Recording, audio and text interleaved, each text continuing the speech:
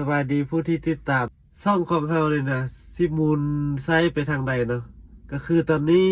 เฮามีผู้ติดตามอยู่ที่4,800บ่ในช่อง YouTube เนาะแล้วก็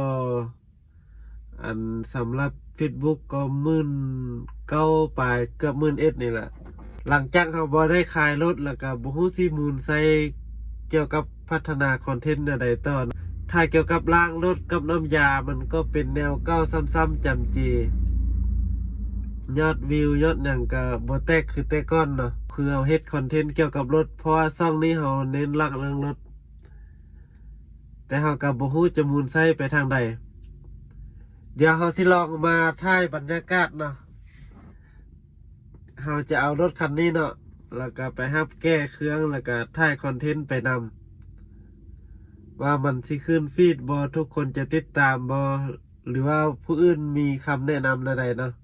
เพราะตอนนี้เราบ่ได้ขายรถแล้วในวงการขายรถมันก็มีข้อยุ่งยากหลายอย่างเนาะแล้วเราอยากเข้าตลาดรถมือสองจะเข้าไปลิ้นรถมือสองเป็นเซลล์ขายรถมือสองก็เรายังบ่ทันมั่นใจเทื่อเนาะถ้าเบิ่งว่าเราเฮ็ดคอนเทนต์หรือว่าเรารับแก้เครื่องแบบนี้มันสิเป็นไปในทิศทางใดถ้ารายได้มันพอโอเคแล้วก็คอนเทนต์ฟีดก็พอได้อาศัยเงินจาก Facebook YouTube แล้วก็จากการขนส่งได้โอเคเราก็จะลองเฮ็ดแบบนี้ไปเนาะแล้วเวียกตอบแชทสำหรับลูกค้าสั่งน้ำยาหรือว่าอุปกรณ์ต่างๆเนาะเราจะมีแอดมินอยู่แล้วเพราะฉะนั้นทุกคนช่วยคอมเมนต์ซอยได้ว่าเราจะมูลไปในทิศทางใดอยากให้ถ่ายแบบใดเพราะว่าเราก็ได้ซื้อซนมาผู้ติดตามก็ถึงขั้นนี้แล้วรายได้ทาง YouTube ตอนนี้ก็ได้ประมาณ15เหรียญ20เหรียญแล้วแต่เราหยุดช่วงขายรถแล้วเราบ่มีคอนเทนต์ลงเนาะ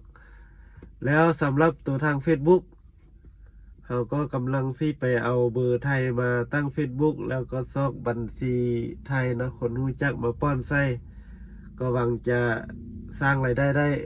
ถ้าเรามีคอนเทนต์ที่เป็นที่ดึงดูดใจของผู้เบิ่งเนาะเพราะฉะนั้นให้ทุกคนคอมเมนต์ซอยด้วยว่าเราจะเฮ็ดคอนเทนต์แบบใดมันจังกะติดฟีดหรือว่าอยากให้กลับไปขายรถมือสองบ่เนาะเพราะว่าตอนนี้เราก็มีภาระส่วนตัวเนาะหลายสิ่งหลายอย่างก็คืออยากมีน้ำบ้านน้ำเมืองละก็เลยว่าสร้างซาไปเนาะก็เลยมีภาระขันท่าตัวใดที่เราบ่ทันมั่นใจเราก็บ่ทันยักเสี่ยงเนาะ